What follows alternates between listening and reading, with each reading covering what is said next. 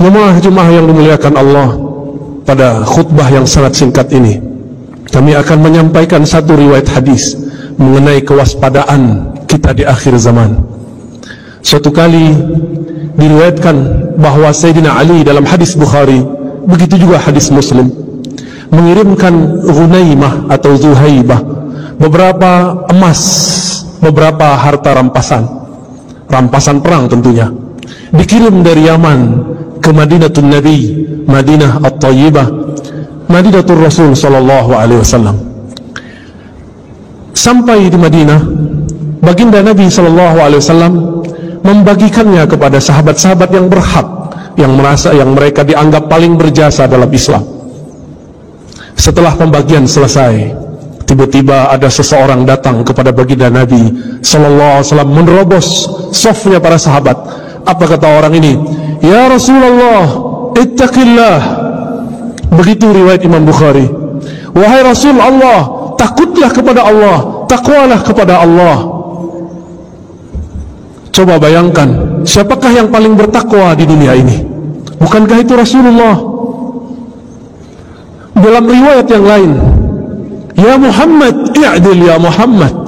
Hei Muhammad, berbuat adillah engkau. Ternyata orang ini merasa pembagian untuknya tidak banyak. Ternyata dari dulu si emas, kalau sekarang kita sebut rupiah, dolar, pitih, uang, ini memang jadi bencana dari masa Rasulullah sampai zaman kita ini.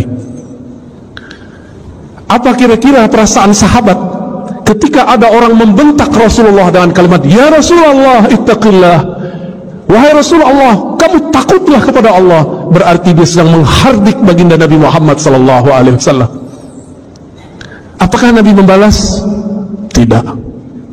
Apakah Nabi membalas dengan kata-kata kasar? Tidak. Nabi diam. Itulah Nabi Muhammad sallallahu alaihi wasallam. Tiba-tiba Sayyidina Khalid ibn al-Walid sedang menghunuskan pedang. Tangannya gemeteran, menahan emosinya melihat kekasihnya Rasulullah dihardik oleh seseorang. Apa kata Khalid? Wahai baginda, izinkan aku untuk menebas lehernya. Apa kata Nabi SAW? Nabi dihina tapi beliau tidak membalas menghina. Apa kata beliau? Biarkan dia, mungkin dia masih sholat. Wahai Rasulullah, dia tidak sholat dengan hatinya, hatinya busuk wahai Rasulullah. Apa kata Nabi kepada Khalid? Wahai Khalid, aku tidak diperintahkan an unaqiba ma fi sudurin nas. Aku tidak diperintahkan sama sekali untuk mencari tahu isi hati manusia. Tidak jadi juri hati orang, niat orang. Akhirnya Khalid langsung memasukkan pedang yang tadi sudah hampir terbang melayang, membunuh orang yang kurang ajar kepada baginda Nabi sallallahu alaihi wasallam. Lihatlah akhlak beliau, dicaci, dihina, biasa saja, tidak balas menghardik, diam, dibiarkan. Kenapa? Ternyata di saat itu beliau dapat wahyu. Apa isi wahyunya? Beliau mengatakan, sayakhruj min di'di hadzal rajul, akan keluar dari generasi laki-laki tadi yang menghardik baginda Nabi sallallahu alaihi wasallam, qaumun yatluna ayatillah, sekelompok orang yang mereka fasih baca ayat Allah, yatluna ayatillahi ratbah, baca ayat Allahnya sangat fasih, hafalannya ratbah, sangat banyak dan lancar. Tetapi Al-Quran yang dia baca tidak tembus kepada kerongkongannya, apalagi ke dalam kalbunya. Tapi kemudian Nabi bersabda, inilah kalam yang sangat berbahaya, inilah kalam yang disimpan Nabi. فَإِذَا لَقِيتُمُوهُمْ فَقْتُلُوهُمْ, jika engkau bertemu mereka. Inilah yang sulit diterjemahkan. Apa terjemahan faqtuluhum? Apakah diartikan membunuh atau diartikan memerangi? Ulama kita memilih untuk zaman sekarang diartikan, maka faqtuluhum bimakna faqatiluhum, maka perangi mereka. Dengan cara apa? Dengan cara mereka memerangi kita. Jika mereka memerangi kita dengan cara opini, perang lawan opini.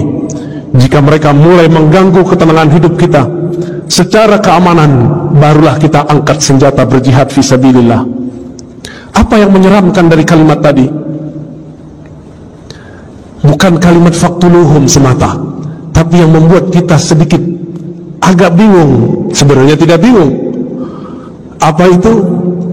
orang ini yang disuruh Rasulullah untuk diperangi, ternyata mereka hafal ayat Allah, lancar baca kitabullah, tapi kitabullahnya tidak tembus sampai kepada kalbunya. Apa media supaya banyak orang baca ayat-ayat Allah? Tentu ada ma'had tahfiz, rumah-rumah tahfiz. Maka di akhir zaman ini banyaklah rumah tahfiz. Ternyata inilah maksud Rasulullah. Nanti di akhir zaman kalian akan menemukan banyak rumah-rumah tahfiz. Apakah semuanya salah? Belum tentu. Semuanya benar? Belum tentu. Jika bersumber pemahamannya, seirama pemahamannya dengan orang ini yang dia merasa suci, bahkan berani mengkritik baginda Rasulullah. Rasulullah sudah wafat. Kalau zaman sekarang mereka berani su'ul adab kepada para guru, para masyayikh. Kita boleh menasihati orang, tapi jangan menghardik orang. Orang-orang ini menjadikan ayat sebagai alat untuk menghardik. Lafaznya sama dari dulu sampai sekarang. Orang-orang ini pasti kalimatnya ittaqillah, bertakwalah kepada Allah, seakan-akan dia paling bertakwa di alam semesta. Jemaah Jumat yang bukan Allah, maka rumah tahfiz yang kita bina, ma'had tahfiz yang kita punya, yang kita wakafkan, harus betul-betul dijaga. Jangan sampai kesusupan pemahaman pengikut orang yang ini.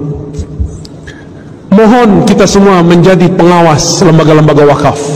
Mohon kita menjadi semua pengawas rumah-rumah tahfiz. Apakah ini mengajarkan kurang ajar kepada Rasulullah, kurang ajar kepada pewaris Rasulullah, atau mereka yang mengajarkan cinta kasih, adab kepada wali Allah? Bapak, saudara, sahabat, jamaah Jumat dimakan Allah, berdasarkan hadis ini, ulama-ulama kita sekarang mulai kebangkitan, mulai sadar. Kita mesti bersanad, mesti bersilsilah, mesti berguru dalam ilmu apa saja. Bagian akhir yang kamu sampaikan, ketika awal abad kedua, Al-Imam Muhammad ibn Sirin, seorang tabi'in, bertemu sahabat-sahabat Rasulullah. Ketika banyak orang hafal Quran dan Sunnah, tapi pemahamannya tidak sesuai dengan yang dihafalnya, maka beliau mengatakan, فَإِذَا ظَهَرَتِ الْفِتْنَةِ, ketika kekacauan sudah mulai muncul, maka kami bertanya, sammu lana rijalakum. Begitu diriwayatkan oleh Imam Muslim. Wahai para penceramah, wahai para ustadz, wahai para hafiz, wahai para da'i, wahai para guru, sammu lana rijalakum. Wahai teman-temanku yang hijrah, wahai teman-temanku yang belajar Islam, sammu lana rijalakum. Sebutkan siapa gurumu, siapa sanadmu yang menghubungkan engkau kepada Rasulullah sallallahu alaihi wasallam. Inilah pentingnya berguru. Berguru itu adalah jaminan kesahihan. Imam Bukhari berguru hampir 2000, Imam Abu Hanifah bahkan 4000, Imam Ibnu Hibban bahkan 2000. Kita baru berguru 1-2 guru sudah berani memfotnis orang yang berbeda. Betapa naifnya diri ini, betapa kelirunya kita, berapa emosionalnya kita beragama. Maka jemaah Jumat dimuliakan Allah, semoga di antara kita ada yang tersentuh hatinya, mulai hati-hati dengan proyek-proyek tahfiz Quran. Mari awasi, jika kita bagian dari orang yang mengikuti dan mengajarkan tahfiz Quran, mari menjemput pemahaman Al-Quran dari ahlinya. Fas'alu ahla dzikri in kuntum la ta'lamun. Ambillah ilmu, tanyalah ilmu kepada ahlinya jika kamu tidak tahu. Ilmu menghafal beda dengan ilmu memahami yang dihafal. Semoga Allah yufaqihna fid din wa 'allamana at-ta'wil wa yu'allimuna at-ta'wil. Semoga Allah membimbing kita memahami agama ini dan memahami isinya.